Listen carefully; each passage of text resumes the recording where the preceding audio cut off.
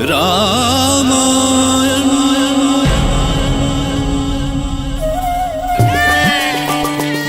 दशरथ को भय है चार लाल, दशरथ को भय, दशरथ को भय है चार लाल, दशरथ को भय।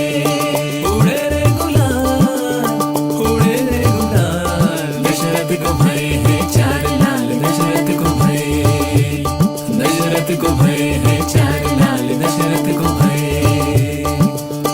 अवध में बाजे बधैया बधैया, अवध में बाजे बधैया बधैया, दशरथ को भय है चार लाल, दशरथ को भय, दशरथ को भय है चार लाल, दशरथ को भय। दशरथ नंदन राम की जय, कैकेयी नंदन भरत की जय, दशरथ नंदन लक्ष्मण की जय। अपनी अद्भुत लीलाएं दिखाते श्री राम 5 वर्ष के हुए। महाराज दशरथ को उनकी शिक्षा दीक्षा की चिंता हुई और एक दिन उन्होंने कुल गुरु महर्षि वशिष्ठ को बुलवाया। गुरुर्ब्रह्मा गुरुर्विष्णु गुरुदेवो महेश्वरः, गुरुः साक्षात् परब्रह्म तस्मै श्री गुरुवे नमः।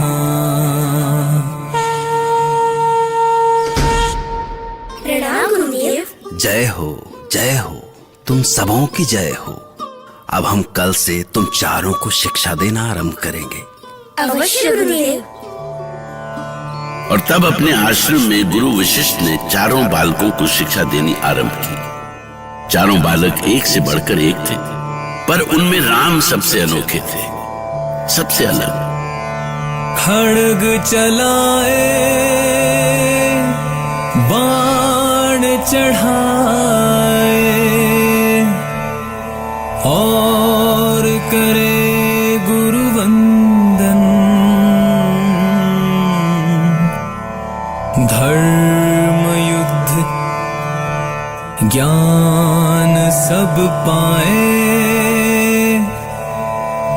चारों दशरथ नंदन। अयोध्या कुमारों ने अपनी योग्यता के कारण कम समय में ही अपनी आरंभिक शिक्षा पूरी कर ली। महाराज दशरथ अपने पुत्रों की अद्भुत कला कौशल से बहुत खुश हुए। महर्षि विश्वामित्र संसार के कल्याण के लिए राम को संपूर्ण बनाना चाहते थे और वो जानते थे कि इस महान कार्य के लिए सीता ही वो नारी हो सकती थी जिनका साथ राम को राम बना सके, और इसीलिए वो जनकपुरी आए थे। जनक सुता सीता के स्वयंवर के लिए भव्य मंडप सजाया गया था। मंडप ऐसा था जैसा देवराज इंद्र का दरबार। कितने ही देशों से आए राजा महाराजा अपने अपने आसनों पर विराजमान थे। वेद मंत्र पूरे मंडप में गूंज उठे। मिथिला की कन्याएं झरोखे से धनुष यज्ञ देख रही थी। तभी कई शंख एक साथ बज उठे और इसी के साथ विशाल शिव धनुष को मंडप में लाया गया। महाराज जनक अपनी पुत्री सीता और उनकी सखियों को साथ लिए धनुष के पास आए और उद्घोषक ने घोषणा की, संपूर्ण संसार के पराक्रमी राजाओं और राजकुमारों, महाराज जनक ने प्रतिज्ञा की है कि जो वीर साक्षात महादेव के इस पिनाक धनुष पर प्रत्यंचा चढ़ा सकेगा, उसके साथ मिथिलापति महाराज जनक अपनी पुत्री राजकुमारी सीता का विवाह करेंगे। वहां उपस्थित सभी राजे महाराजे एक से बढ़कर एक शक्तिशाली थे। जब वो शिव धनुष को देखकर हुंकार भरते थे तो जान पड़ता था जैसे वो उसे फूल की तरह उठा लेंगे, पर शिव धनुष इतनी आसानी से न उठ सका। क्या ऐसा संभव था? शंभु धनुष के आगे सभी राजा महाराजा का बल ऐसे उड़ गया जैसे सूरज की पहली किरण के सामने ओस की बूंदें उड़ जाती हैं। एक एक कर सब राजा महाराजा हार करने ढाल हो गए। आप सब राजा महाराजाओं में ऐसा एक भी वीर नहीं जो शिव धनुष पर प्रत्यंचा चढ़ा सके। ये धरती अभी वीरों से खाली नहीं हुई है। देखिए, अयोध्या नरेश महाराज दशरथ के पुत्र रघुनंदन राम यज्ञ मंडप की ओर बढ़ रहे हैं।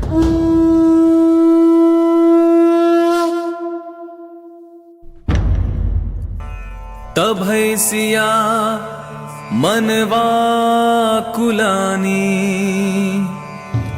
हो प्रसन्न महेश भवानी। करहु सफल अपनी सेवकाई, करिहि तु हरहु धनुष गरुआई। दशरथ नंदन श्री राम की, दशरथ नंदन श्री राम की। सिया राम जय जय राम, राम सिया राम जय जय राम। राम विदा कर लाए सिया, मगन दिशाए आठ। झांझ मंजीरा बाज रहा, झांझ मंजीरा बाज रहा। मन मोर भयो मुस्कात। रामायण। मैं काल हूं। रघुवंश के नायक महाराज दशरथ महारानी कैकेयी के कोप से विचलित हुए। महारानी की आंखों के आंसू थमने का नाम ही नहीं ले रहे थे और दशरथ समझ नहीं पा रहे थे कि राज्याभिषेक की शुभ घड़ी में उनकी प्रिय महारानी को क्या हो गया है। बहुत देर बाद महारानी कैकेयी ने मुंह खोला, जिसे सुनकर महाराज के होश उड़ गए। ठीक है महाराज, मुझे दोनों वर चाहिए। पहला, भरत को राजगद्दी, और दूसरा, राम को 14 वर्षों का वनवास।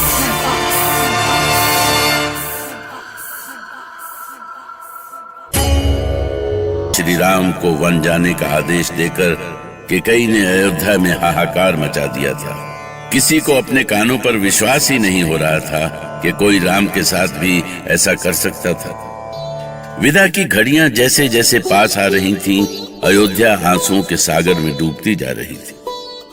अयोध्या के महल और गलियों में जहां कभी मोती बिखरे हुए होते थे, आज हर ओर आंसू ही आंसू थे।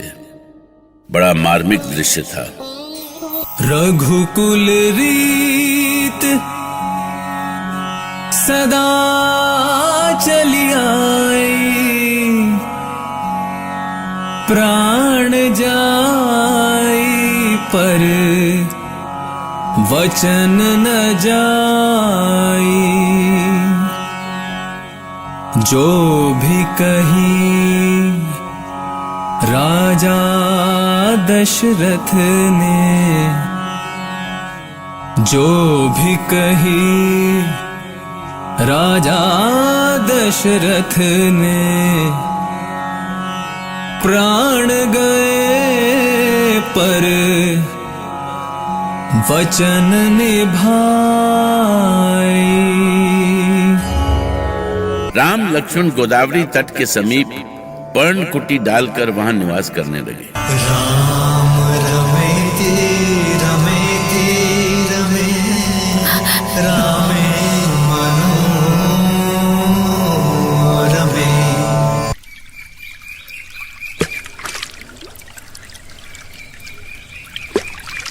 स्वामी, इतने सारे पुष्प, आप इतने पुष्पों का क्या करेंगे स्वामी? सीते, आज हम इस कुटिया को पुष्पों से सजाएंगे। अचानक जानकी को एक अद्भुत दृश्य दिखाई पड़ा और वो चकित सी उस ओर देखती ही रह गई। राम उनसे कुछ सुनने की प्रतीक्षा कर रहे थे, किंतु सीता को इसका भी ध्यान नहीं रहा। राम के बार बार पूछने पर वैदेही सीता ने श्री राम को जो दृश्य दिखाया उसे देखकर तो वो भी चकित रह गए। वो देखिए स्वामी, वो कितना सुंदर मृग, बिल्कुल स्वर्ण जैसा। उसे मेरे लिए ले आइए स्वामी। लक्ष्मण, तुम यहीं रहकर सीता की रक्षा करो, मैं इस मृग को देखता हूं। ये तो सचमुच स्वर्ण मृग है, कैसा कुलाचे भर रहा है, हवा सा वेग है इसमें। मैं इसके पीछे शायद बहुत दूर तक निकल आया हूं। अब ये राम बहुत दूर निकल गया। अब तू नहीं बच सकता दुष्ट। हे लक्ष्मण, हे सीता। ये कैसा स्वर है लक्ष्मण? कहीं तुम्हारे भैया संकट में तो नहीं है? तुम तनिक भी विलंब ना करो लक्ष्मण, शीघ्र जाओ, जाकर देखो उन्हें। पर कहीं यहाँ पर आप पर कोई संकट आ पड़ा तो? मेरी चिंता मत करो लक्ष्मण। मैं जा रहा हूं भाभी, पर हाँ, मैं ये रेखा खींच देता हूं। चाहे कुछ भी हो जाए, कुछ भी हो जाए, आप इस रेखा को पार मत कीजिएगा।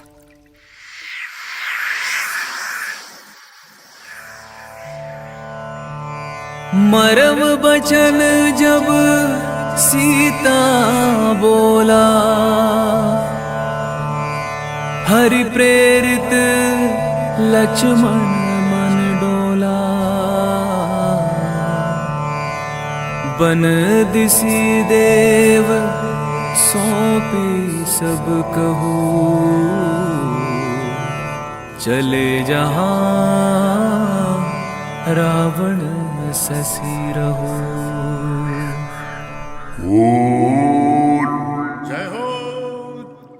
जय हो शंभो, जय हो।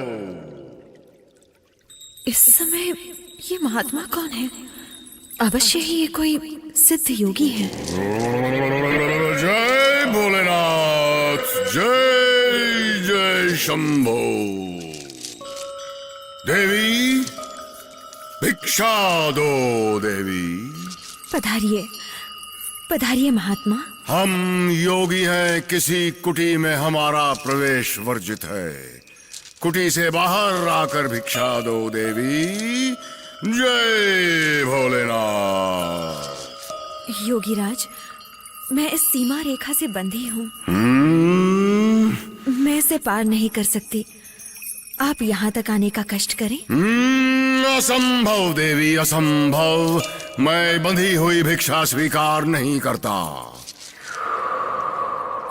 ठीक है, मैं आ रही हूँ योगीराज, मेरा आतिथ्य स्वीकार करें। मैं त्रिभुवनपति लंकेश रावण हूँ सीते।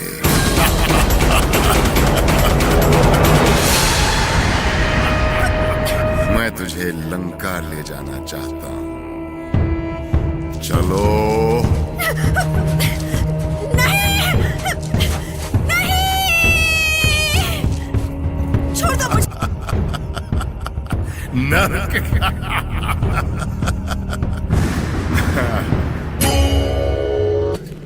देखो लक्ष्मण, कहाँ है सीता?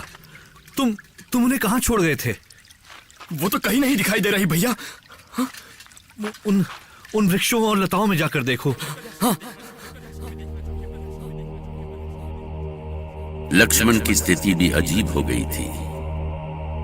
उन्हें समझ में नहीं आ रहा था कि वो क्या करें, कहां ढूंढे। वो बिल्कुल टूट गए थे।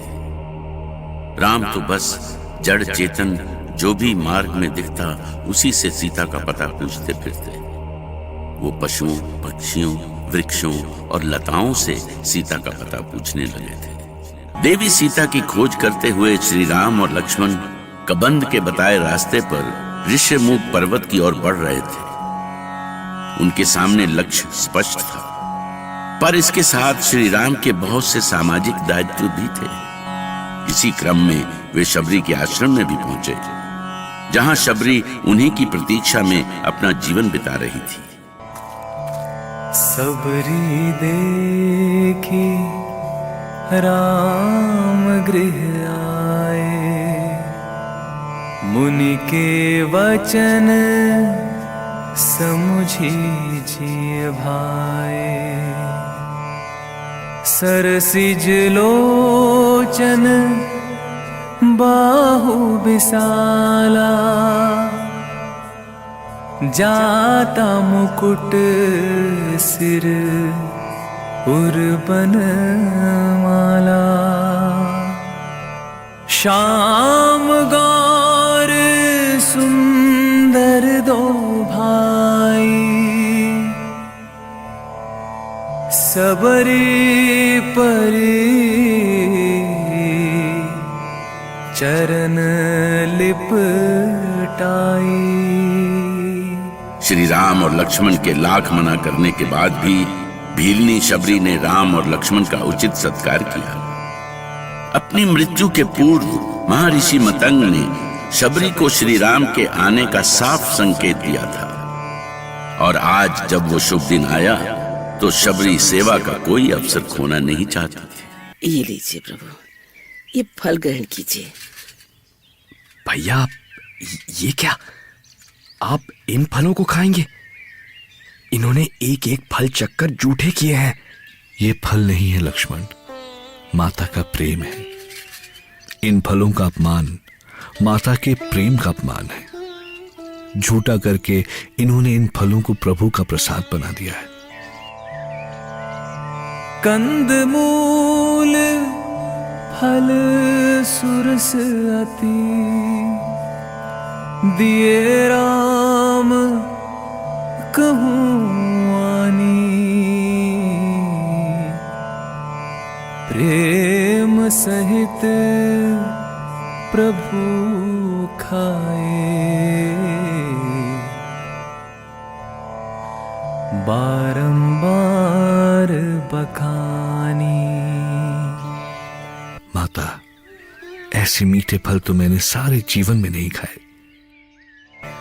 प्रभु, ये तो आपका प्रेम है कि आपने एक नीच जाति की स्त्री के हाथों से फल ग्रहण किए, नहीं तो लोग तो हमसे दूर ही भाग जाते हैं। इसीलिए तो कहती हूँ कि आप साक्षात ईश्वर हैं। श्री राम भी कहां सोच सकते थे कि एक साधारण सी स्त्री शबरी उनके इतने काम आ सकती है।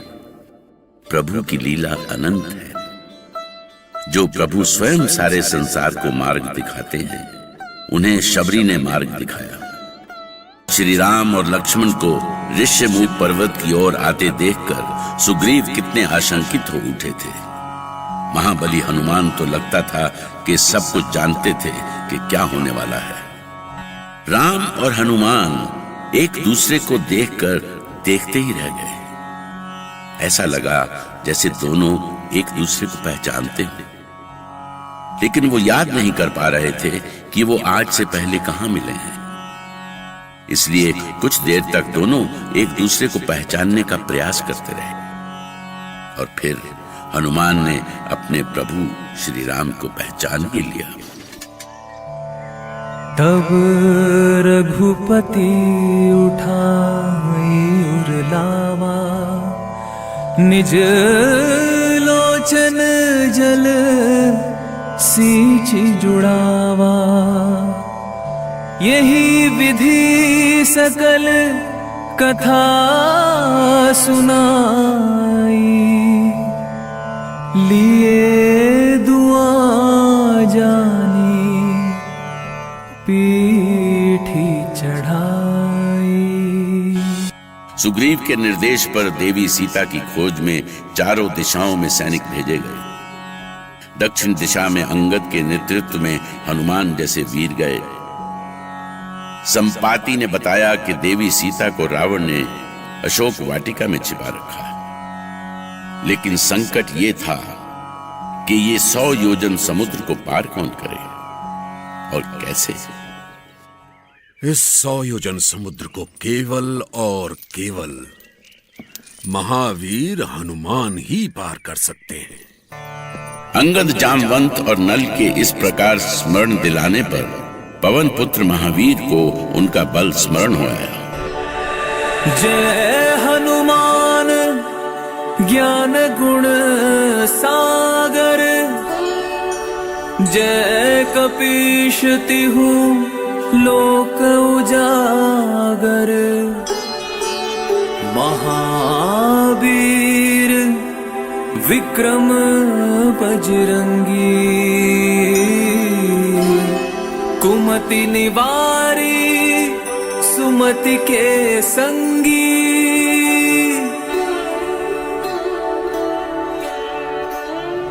जय श्री राम, जय श्री राम। सिया राम का नाम ले उड़े पवन सुत घोर उनके बल के सामने रहा ना कोई छोर। महावीर हनुमान ने पूरी लंका छान मारी पर कहीं माता जानकी का कोई पता नहीं चला। फिर अचानक उन्हें कई स्त्रियों की आवाजें सुनाई दी। हनुमान को समझते देर नहीं लगी कि ये स्त्री कोई और नहीं माता जानकी ही है। मुझे आशीर्वाद दे माते, मैं श्री राम भक्त हनुमान हूँ। माता सीता की व्यथा कथा सुनकर महावीर हनुमान द्रवित हो उठे। रावण से बदला लेने के लिए उनकी भुजाएं फड़क उठी। लंकापति रावण के आदेश से महावीर हनुमान की विशाल पूंछ में आग लगा दी गई। हनुमान नहीं चाहते तो क्या रावण कभी ऐसा कर सकता था? किंतु उन्होंने अपनी पूंछ की अग्नि से ही पूरी लंका को स्वाहा करने की योजना बना ली थी।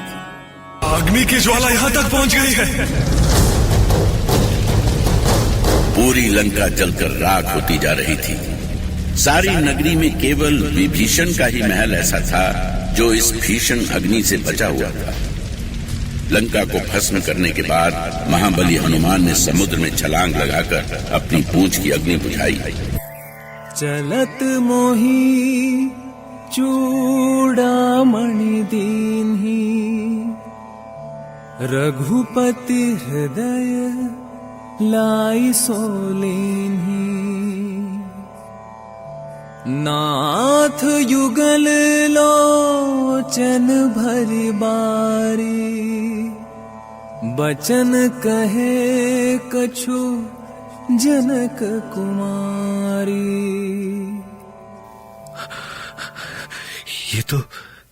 ये तो सचमुच जानकी का चूड़ामणि है। जहां सीता की सूचना पाकर राम भावुक हो उठे थे, वहीं लक्ष्मण क्रोध से कांप रहे थे। उन्होंने गरजते हुए अपना धनुष उठा लिया। उनका वश चलता तो वो उसी क्षण रावण पर आक्रमण कर देते। पर क्या लंका विजय आसान थी?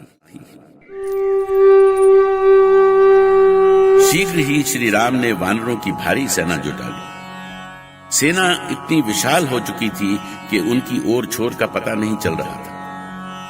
और जब पूरी सेना समुद्र के किनारे पहुंची तो अचानक सब चिंता में पड़ गए कि ये सेना विशाल सागर को पार कैसे करेगी। प्रभु श्री राम, यदि सागर को इस किनारे से उस किनारे तक बांध दिया जाए तो हम बिना किसी कष्ट के उस पार जा सकते हैं। क्या हम सागर बांध सकेंगे? काम तो कठिन है, किंतु हम प्रभु के भी काम ना आ सकें तो इस जीवन का क्या अर्थ है? किंतु मैं समझ नहीं पा रहा हूं कि तुम लोग ये कार्य करोगे कैसे? हम पत्थरों से सेतु बनाएंगे प्रभु। आपकी कृपा से हम पत्थरों को काट काट कर ऐसा बना देंगे कि वो पानी में तैरते रहें। तुम धन्य हो नल और नील, तुम धन्य हो। चलो अब कार्य आरंभ करो। तो आओ साथियों, प्रभु का नाम लेकर काम शुरू करो। बोलो श्री राम की जय। श्री राम की कृपा हो तो क्या नहीं हो सकता। और प्रभु श्री राम ने तो अवतार ही भक्तों के कष्ट हरने के लिए लिया था। कितनी आश्चर्य की बात है ना हनुमान। कितने बड़े बड़े पत्थर पानी की सतह पर किस प्रकार तैर रहे हैं। ये तो आपके नाम की महिमा है प्रभु। हाँ श्री राम, नल और नील ने समुद्र में डालने से पहले सारे पत्थरों पर आपका नाम लिखा है। बोलो प्रभु श्री राम की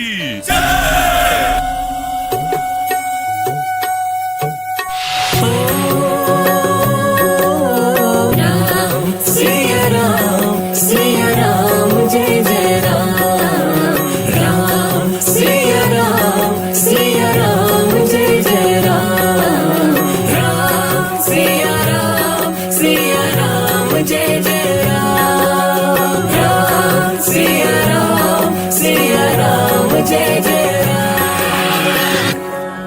शंखनाद करे हनुमान। इस तरह लंका में निर्णायक युद्ध आरंभ हुआ।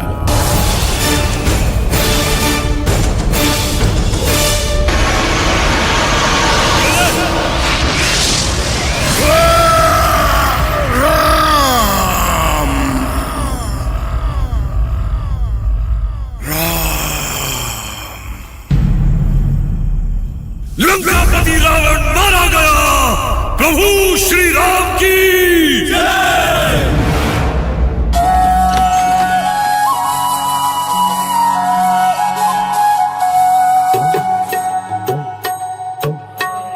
कामराज बैठे त्रैलोका हर्षित भय गए सब शोका पर यूं न कह काहू सन कोई राम प्रताप विषमता होई दहित दविक भौतिकता